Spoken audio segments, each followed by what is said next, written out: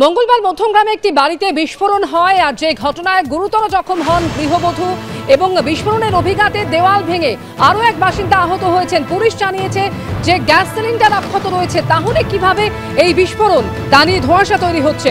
বিস্ফোরণ স্থল সিল করল পুলিশ।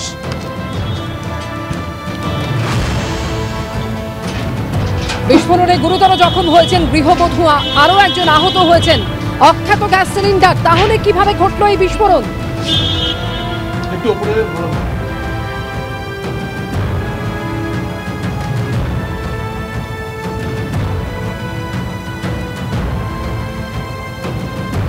গতকাল সন্ধ্যায় মধ্যমগ্রামের শ্রীনগরে একটি বাড়িতে আচমকা বিস্ফোরণের ঘটনা ঘটে এবং বিকট শব্দ হয় এবং বাড়ির ভেতরে যে মাঝখানে দেয়াল ভেঙে পড়ে এবং দেয়াল ভেঙে জখম হন এক গৃহবধূ। এবং তার পাশাপাশি যে ঘটনা জানা যাচ্ছে, ধূপ জ্বালতে গেছিলেন এক 68 বছরের বৃদ্ধা এবং তিনিও জখম এবং তিনি বারাসাত মেডিকেল কলেজ হাসপাতালে ভর্তি।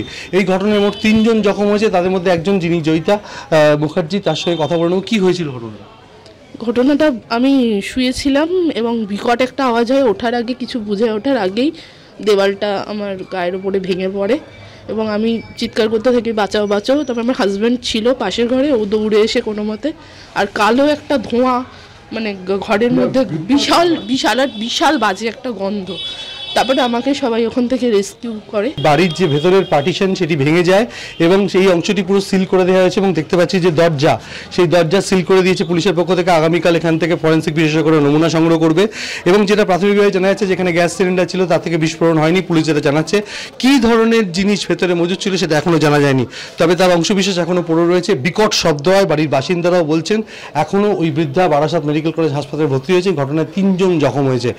সন্ধ্যায় বিকট শব্দ এবং তা থেকে বিস্ফোরণ, এবং বিস্ফোরণের কারণ এখনো জানা যায়নি। জনবহুল এলাকায় এ ধরনের ঘটনায় আতঙ্কিত হয়ে পড়েন বাড়ির বাসিন্দারাও।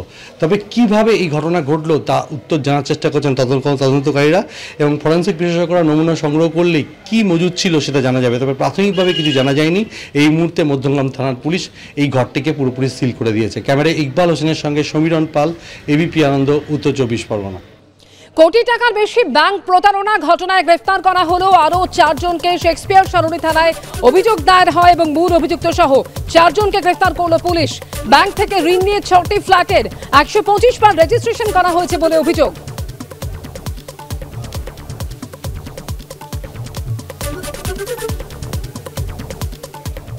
উন্নয়নে আমরা ওনার অভিযোগ, আর সেই অভিযোগে এবার কোলাঘাটে বিক্ষোভ দেখালো বিজেপি, যেখানে পঞ্চায়েত অফিসে তালা ঝুলিয়ে বিক্ষোভ দেখানো হয় বিজেপির তরফে। তৃণমূল পরিচালিত পঞ্চায়েতের সচিব আধিকারিকদের তালা বন্ধ করে রেখে বিক্ষোভ। প্রায় 4 ঘন্টা পর উদ্ধার করলো কোলাঘাট থানার পুলিশ।